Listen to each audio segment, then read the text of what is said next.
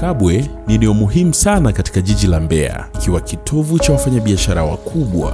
Mchana eneo hili hutumika kama sehemu ya maegesho ya magari ya wafanyabiashara wanaomiliki maduka, na pia stendi ya daladala na bajaji zinazokwenda maeneo mbalimbali ndani ya jiji la Mbeya kama vile Nzovwe, Iyunga, Sokomatola, Isanga, Isyesye pamoja na Uyole.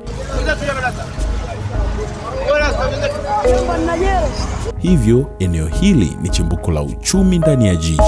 Muda wa jioni Kabwe hubadilika na kuwa kituo cha wajasiriamali wadogo maarufu kama wamachinga, mamalishe na wauza matunda na mboga mboga, wakiwamo wauza mahindi ya kuchoma.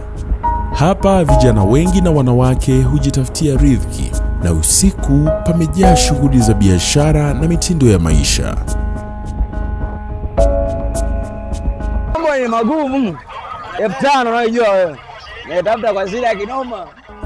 Ingawa wajasiriamali hao wanakumbana na changamoto nyingi, ikiwemo ukosefu wa sehemu rasmi za biashara, bado wanaendelea kuwa na furaha na kufanya kazi kwa bidii. Tatu mezani. Tumevunja bei. Aidha, vijana wengi wanakuja kupata mchezo wa pweza kila ifikapo jioni.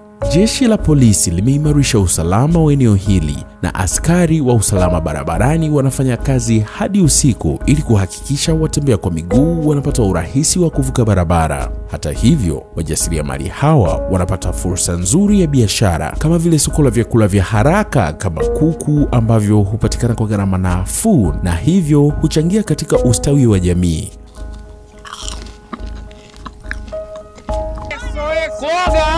Umbea tu.